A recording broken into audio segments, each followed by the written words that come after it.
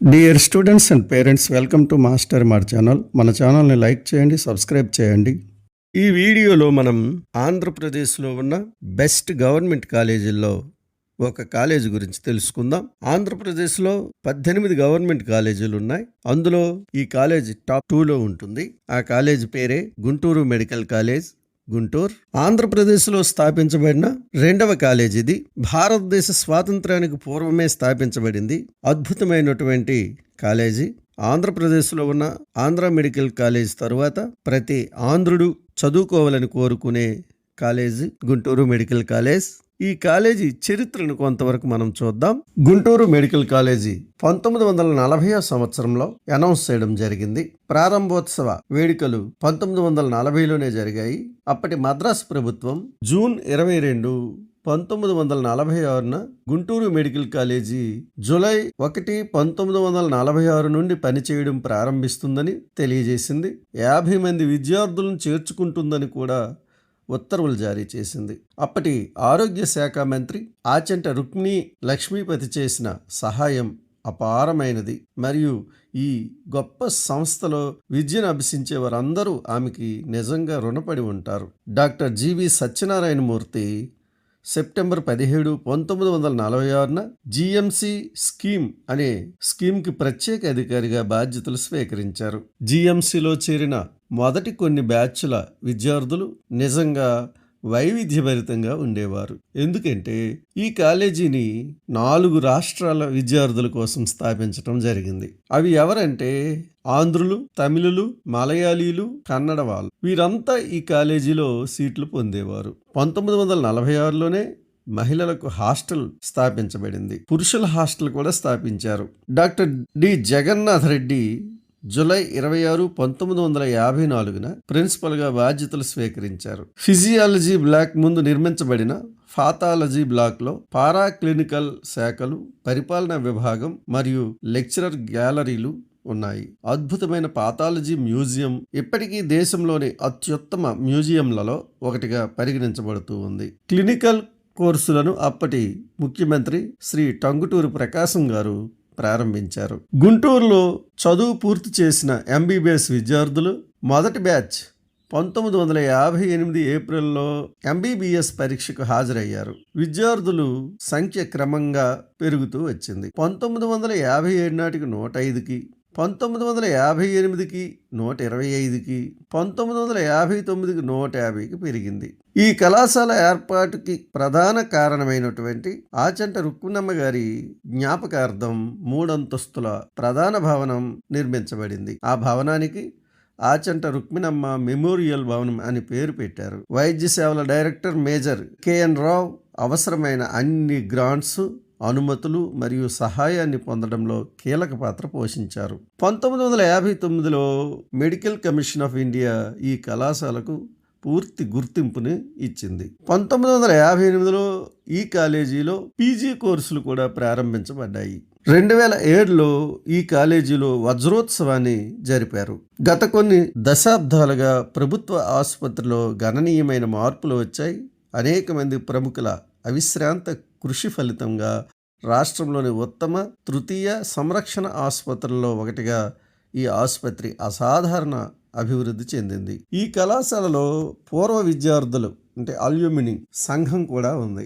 GMC యొక్క పాత విద్యార్థులందరూ కలిసి పూర్వ విద్యార్థుల సంఘాన్ని ఏర్పాటు చేశారు. 1971లో ఇది ఏర్పాటైంది.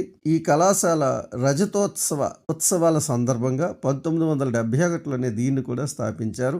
అలాగే డిసెంబర్ 1981లో యుఎస్ఏలో పూర్వ విద్యార్థులు అందరూ కలిసి GMC alumni of north America అనేటటువంటి సంస్థను కూడా ఏర్పాటు చేశారు. వారు సిఎంఈ సెంటర్ని, ఆపరేషన్ థియేటర్లని, అల్ట్రాసౌండింగ్ మరియు ఎక్స్రే యంత్రాలని, నియోనాటల్ కేర్ మరియు ఆడిటోరియం వంటి వివిధ ప్రాజెక్టులను విరాళంగా ఆ కాలేజీకి ఇవ్వటం జరిగింది.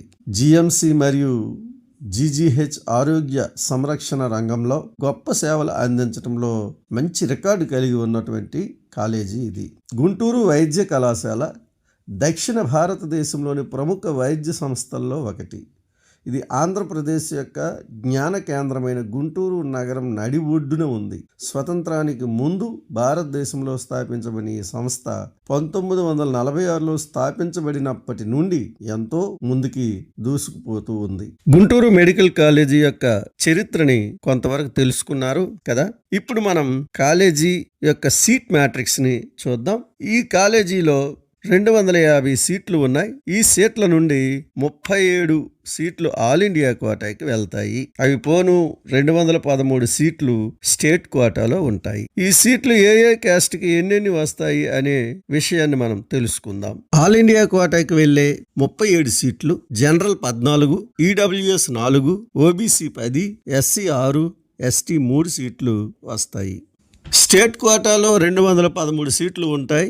అవి general 84, EWS 21, BCA 15, BCB 21, BCC 2, BCD 15, BCE 9, SC 32, ST 13 సీట్లు వస్తాయి. ఇవి కాలేజీలో ఉన్న సీట్లు మరియు ఈ సీట్లను ఏ కేటగిరీకి ఎన్నొస్తాయనే వివరాలు చూశారు. మరి ఈ సీట్లకు 2024లో లాస్ట్ మార్క్ టేబుల్ నేను డిస్ప్లేపై ఇచ్చాను, పరిశీలించండి. ఇది all India quota last mark table. దీన్ని మొదటగా చూడండి. ఇది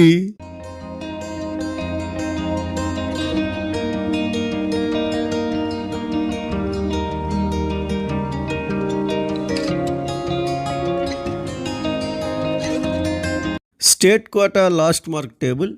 దీన్ని కూడా పరిశీలించండి.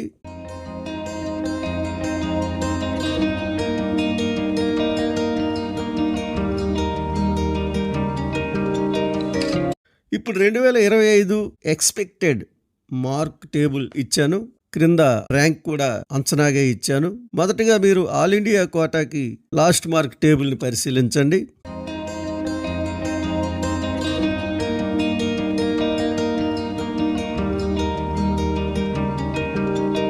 ఇప్పుడు ఇది స్టేట్ ఎక్స్పెక్టెడ్ మార్క్ టేబుల్. దీన్ని కూడా పరిశీలించండి.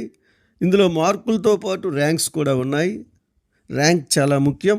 మార్కులు మారవచ్చేమో కానీ ర్యాంక్ ఇంచుమించు మారదు. మీకు నీట్లో ఈ ర్యాంక్ వరకు కానీ వచ్చి ఉంటే తప్పనిసరిగా ఈ కాలేజీలో సీటు గ్యారంటీగా వస్తుంది. మీకు ఆల్ ఇండియా కోటాలో సీటు వచ్చే అవకాశం ఉంటే తప్పక ఆల్ ఇండియా కోటాకి వెళ్ళండి. ఈ కాలేజీలో సీట్ని తీసుకోండి. కౌన్సిలింగ్లో ఈ కాలేజీ కావాలని అనుకునేవారు, కోరిక కలవారు ఎలాగూ స్టేట్ కోటాలో వస్తుంది అని ఆల్ ఇండియా కోటాకి వెళ్లకుండా స్టేట్ కోటాకి మాత్రమే హాజరవుతారు. అలా దయించి చేయకండి. ఆల్ ఇండియా కోటాలో ఈ కాలేజీకి ఒక్కదానికే అప్లై చేయండి. వస్తే ఆల్ ఇండియా కోటాలో జాయిన్ అవ్వండి. దానివలన మరొక ఆంధ్ర విద్యార్థికి సీటు వస్తుంది. అసలే మన రాష్ట్రంలో కాంపిటీషన్ ఎక్కువ, ఎంబీబీఎస్ సీట్లు తక్కువ. కాబట్టి దయించి మీరు ఆల్ ఇండియా కోటాకి వెళ్ళి మరో విద్యార్థికి సీటు ఇవ్వడానికి ప్రయత్నించండి. ఈ వీడియోని ఇంతవరకు మీరు లైక్ చేయకపోతే లైక్ చేయండి. ఇప్పటి వరకు సబ్స్క్రైబ్ చేయనట్లయితే సబ్స్క్రైబ్ చేసుకొని సపోర్ట్ చేయండి. ఇలాంటి మరెన్నో వీడియోలు మీ ముందుకు తీసుకురావడానికి నాకు ప్రోత్సాహంగా ఉంటుంది. Thank you.